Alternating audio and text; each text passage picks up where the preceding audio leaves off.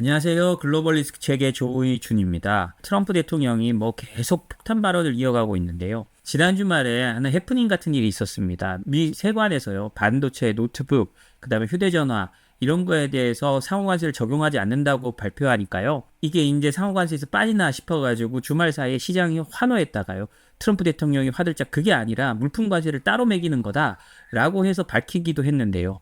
이게 그만큼 트럼프 대통령이 한마디 한마디에 지금 전 세계 시장이 요동치고 있기 때문입니다. 어쨌거나 이렇게 물품 관세를 적용받는 거예요. 지금 철강하고 자동차처럼요. 이렇게 물품 관세를 적용받는 이제 상품들이 늘어나고 있다는 것 때문에 약간 안도의 한숨을 내쉬기는 하거든요. 왜냐하면 중국 같은 경우에 많이 만들고 있는데 이미 매겨진 것처럼 145%의 관세를 매겨진다면 아이폰 같은 건 어마어마하게 막 600만 원, 700만 원 이렇게 될 거라는 얘기도 나오고 있잖아요. 그렇기 때문에 한숨 돌리는 여지는 있습니다만 그럼에도 불구하고 높은 관세가 매겨질 건 뻔하거든요. 그래서 이게 어느 정도 수준일지가 지금 굉장히 관심의 대상인데요. 트럼프 대통령이 차차 밝히겠다고 했고 러스틱 상무장관 같은 경우도 한 달 안에 아니면 다음 주에 이렇게 밝히겠다고 지금 말을 해놨으니까 아마 이거는 차차 이제 모습이 밝혀질 것으로 보입니다. 그런데요, 이런 관세 저책이 그리고 전 세계 경제에 어떤 영향을 끼칠 것인가 정말 많은 분석들이 나오고 있습니다. 처음에는요, 트럼프 대통령의 말처럼 트럼프 대통령이 늘 하는 말이 뭡니까? 우리는 바잉 파워를 가지고 있기 때문에 관세 전쟁에 우리가 무조건 유리하다라고 했는데요. 시간이 갈수록 그게 아니다. 중국도 그만큼 유리하다. 오히려 지는 싸움이고 이거는 경제적 베트남전이 될 수 있다라는 우려들이 나오고 있습니다. 오늘 그 경제적 베트남전이 될 수 있다는 관점에서 한번 첫 소식 살펴보겠습니다. 애덤 포즌이라는 피터슨 국제경제연구소 소장입니다. 이분이 포린 어페어스에 기고문을 냈는데요. 무역전쟁은 지기 쉬운 싸움이다 라는 글입니다. 애덤 포준이란 분은 쉽게 우리가 그냥 일개 기고자로 생각할 수 없는 게요. 피터슨 국제경제연구소의 소장이고요. 하버드 대학에서 경제학 박사를 받았고 연방준비제도 이사회에서 이코노미스트를 했고요. 국제통화기금 자문역, 영국은행, 금융정책위원회 외부위원 등을 역임한 아주 거시경제의 석학으로 취급받는 분입니다. 물론 피터슨 국제경제연구소가요, 트럼프 대통령을 아주 강한 어조로 비판하는 곳이기도 합니다. 그러니까 이거 어느 정도 감정적인 것도 있는데요. 그렇지만 이 사람의 논리 구조를 한번 들여다볼 필요는 있습니다. 우리가 이 관세 전쟁이 어떻게 흘러갈지는 모르지만 어떻게 생각하면 이 석학들이 분석한 게 분명히 하나씩 주는 인사이트들이 있습니다. 그걸 한번 살펴보도록 하겠습니다. 포준 연구소장은요, 이 글을 시작을 이렇게 합니다. 트럼프 대통령의 트윗을 가지고 시작하는데요. 미국은 사실상 거래하는 모든 나라와의 무역에서 수천억 달러씩 손해를 보고 있다. 무역 전쟁은 좋은 곳이고 이기기도 쉽다. 라고 하는 트럼프 대통령의 트윗을 보여주고요. 그 다음에 스콧 베세트 재무장관의 논리를 소개해줍니다. 중국이 관세를 올린 건 큰 실수다. 중국이 미국에 관세를 올린들 우리가 이럴 게 뭐가 있느냐. 우리가 중국에 수출하는 건 중국이 우리한테 파는 거에 5분의 1에 불과하다. 결국 그들은 지는 패로 싸우고 있다라는 겁니다. 트럼프 대통령이 늘 말하죠. 네가 카드가 있느냐라고 할 때 중국은 카드가 없다는 겁니다. 그런데요, 이 포준이 보기에는 전혀 그렇지 않다는 겁니다. 포준이 보기에는요, 이 확정 우위를 가진 쪽을 먼저 생각해 봐야 된다는 겁니다. 확정 우위라는요, 미국 랜드 연구소의 정의에 따르면 상대가 감당할 수 없을 정도의 비용을 지우는 방식이라는 건데요. 그러니까 한마디로 저쪽이 싸우지 못할 정도로 감당할 수 없는 피해를 줌으로 해서 우리가 이득을 가지고 있는 걸 확정 우위라고 하는 건데요.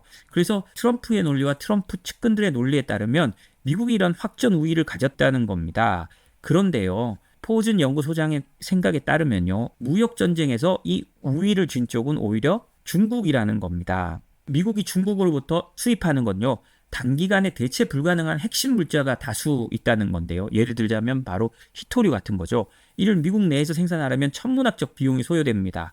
물론 이런 의존도를 줄이는 것이 필요할 수도 있지만 준비 없이 전쟁부터 시작하면 거의 확실한 패배를 볼 거라는 게 이 포준 소장의 주장입니다. 그리고 지금 패로 올인을 외치는 쪽은 베이징이 아니라 워싱턴이라서 오히려 미국이 더 불안하다라는 게 이 사람의 주장이거든요. 그래서 포준 소장은 이렇게 말합니다. 당신의 패를 공개하라 라고 합니다. 그러면서 무역전쟁은 양쪽 모두가 피해를 입는 싸움이라서 경제가 필요하고 소비자와 기업이 비용을 감수하고서라도 사고자 하는 것에 대한 접근을 서로 차단하는 행위라서 실제 전쟁이 그렇듯 무역전쟁도 공격자의 본토와 병력을 위험에 빠뜨리는 파괴적 행위다라는 겁니다. 일단 미국이 시작했지만 이거는 미국도 일단 공경에 빠뜨리는 파괴적 행위라는 거고요. 그리고 베센트가 우리가 카드가 있다고 하는 건 포커에 비유한 건데 실제로 포커는 제로섬 게임이고 네가 이기면 내가 진다 이런 거지만 무역은 포지티브 게임이라는 겁니다. 실제로 너도 잘 되고 나도 잘 되고 할 수 있는 게 무역이라는 거거든요. 그렇기 때문에 일단 아예 기본적인 전제부터 틀렸다라는 게 포준의 생각입니다. 그리고요, 트럼프 대통령은 자기들이 무역 적자를 많이 보고 있고 미국이 더 많은 물건을 사고 있기 때문에 오히려 유리하다고 생각하지만요, 포준의 생각에서 이건 오히려 반대로 생각해야 된다는 겁니다. 무역 수지만 놓고 보더라도요, 적자국, 그러니까 미국보다 흑자국이 손해가 적다라는 겁니다. 왜냐하면 중국은 수출 기회를 잃는 것뿐이지만 미국은 실제로 필요한 물건을 잃는 것이기 때문이라고 합니다. 그는 대체 가능하지만 저렴한 반도체나 필수 약품 같은 실물은 쉽게 대체할 수 없다는 겁니다. 이 점에서 트럼프 행정부와의 생각이 큰 차이가 있는데요. 트럼프 행정부는 그럼 딴 데서 사면 되지 우리가 굳이 중국에서 사야 되느냐라는 거지만 포준의 생각에선 이렇게 쉽게 바로 옮길 수 있는 게 아니다. 네가 준비 없이 했기 때문에 이거 이렇게 쉽게 옮길 수 없고 분명히 공급망에 무리가 가고 문제가 생긴다라는 측면에서 여기서 갈라지고 있는 겁니다. 무역 흑자국하고 적자국이 이렇게 무역 전쟁을 했을 때 누가 더 유연한가를 따져보자는 거죠.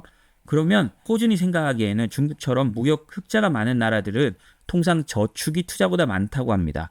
그래서 일단 가게에 쌓여있는 돈이 있기 때문에 수출이 줄어들어도 내수로 대체 가능하고요. 다른 나라의 새로운 수출 시장을 찾는 것도 비교적 수월하다고 합니다. 그리고 그 나라 안에서 필수 물자 부족 사태는 발생하지 않는데요. 반면 미국에서는 어떻게 되느냐? 국내에서 생산하지 않는 제품을 외국에서 어떻게든 사들여야 됩니다.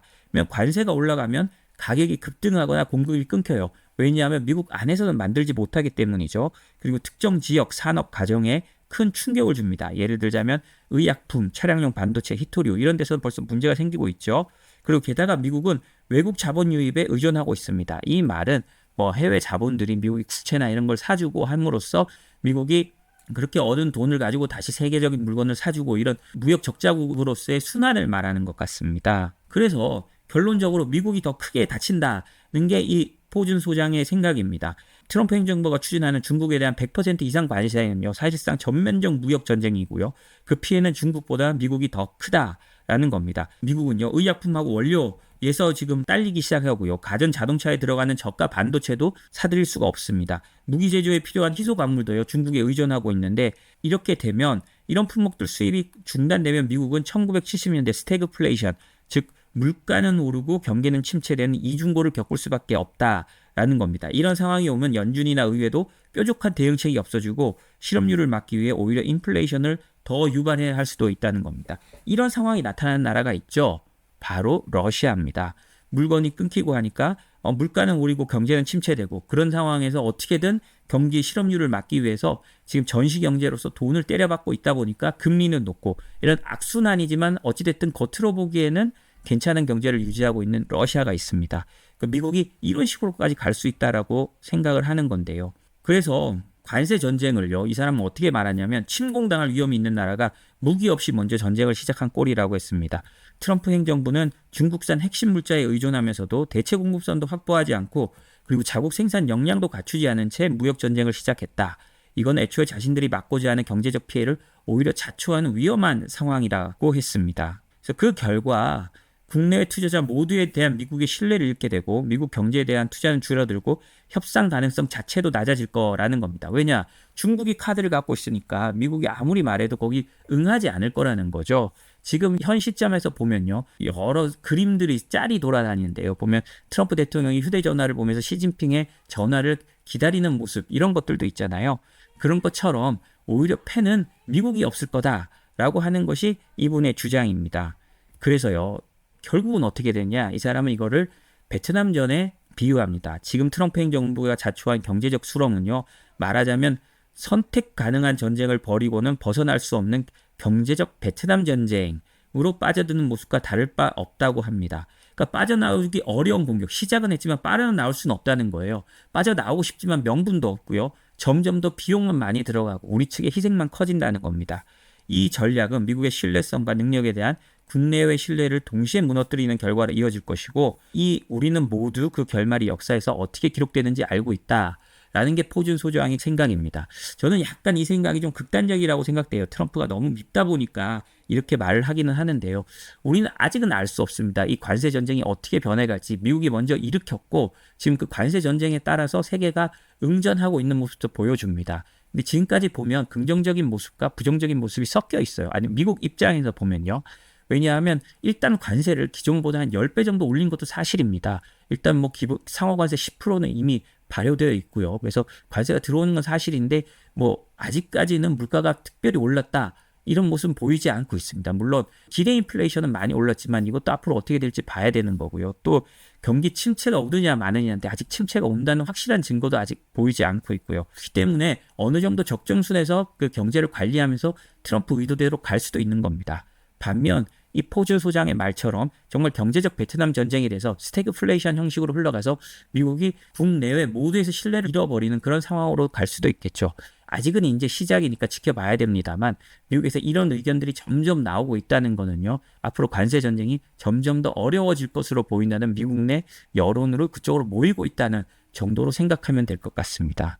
금방 말씀드렸듯이요. 미국이 준비하지 않고 관세 전쟁을 일으켰기 때문에 공급망을 따로 준비할 수 없다라는 지적이 있었는데요. 그것처럼 중국은 4일부터 이미 히토리 수출 제한을 개시했다. 그리고 대미 보복을 본격화하고 있다라는 기사도 지금 나왔습니다.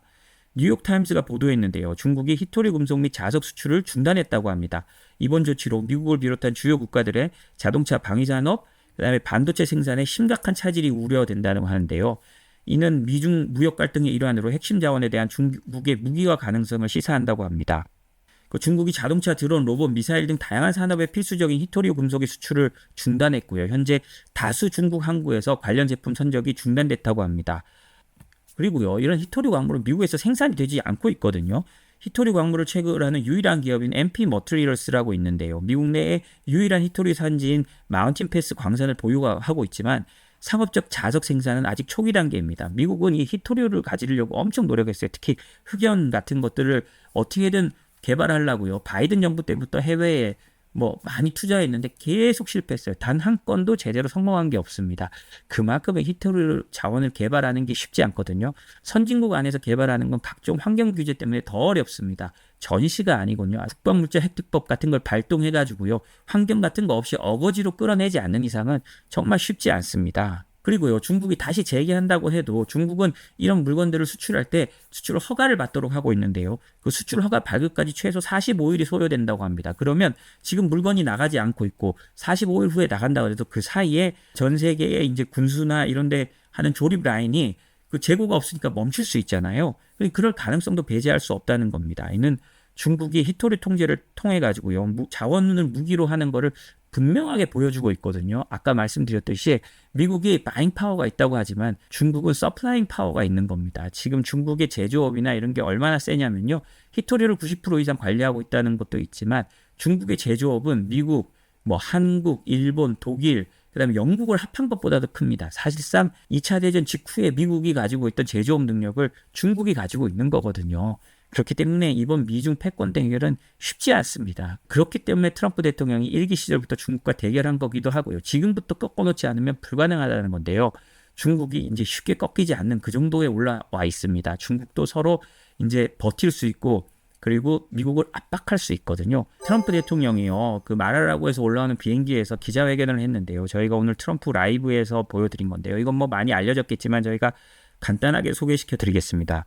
그 반도체 관세에 대해서 트럼프 대통령에게 질문하니까요. 트럼프 대통령은 관세는 가까운 미래가 아니라 조금 더 뒤에 시행될 예정이다. 러스틱 상무장관이 한 달 안에 되고 일주일 후에 좀 더 발표한다고 했으니까 좀 더 보고 시행할 거다라고 했는데요. 우리가 철강, 자동차, 알루미늄에 했던 것처럼 반도체 그리고 여러 품목에 대해서도 같은 조치를 취할 겁니다라고 했는데 트럼프 대통령이 과거에도 25% 부과한다고 했거든요. 반도체에 부과하고 1년 안에 더 높게 할 수 있다라고 했는데요. 그런 식으로 아마 가능하다는 것 같습니다. 그리고 반도체 관세율은 어느 정도입니까? 라는 것에 대해서도요. 이번 주 안에 발표할 예정입니다. 라고 하고 구체적으로 말은 안 했어요. 그리고요. 트럼프 대통령을 가장 괴롭히는 건 아이폰일 겁니다. 트럼프 대통령이 1기 때부터 애플의 아이폰 생산지를 옮기라고 했는데 애플 거의 옮기지 않고 거의 아직도 90% 정보를 중국에서 생산했거든요. 근데 이번에 관세 폭탄을 중국에 때리면서 아이폰이 가장 문제가 됐어요. 그래서 이 아이폰이나 스마트폰에서도 별도 품목별 관세를 붙인다고 하는 건데요. 여기 얼마만큼 붙이느냐에 따라서 또 시장이 요동칠 겁니다. 왜냐, 아이폰, 미국 사람들은 거의 아이폰을 쓰기 때문에 아이폰 가격이 올라가는 거에 대해서 미국 국민들이 반감이 심할 거거든요. 트럼프 대통령은 거의 국내 여론만 보는 사람입니다. 뭐 해외의 동맹이 어떻고 저떻고 이런 여론은 전혀 신경을 쓰지 않는 사람인데요. 아이폰 가격이 크게 올라가면 트럼프 대통령에게도 마이너스가 될 수밖에 없거든요. 그래서 트럼프 대통령이 이 부분에 대해서도 곧 발표 예정이고 논의도 진행 중입니다.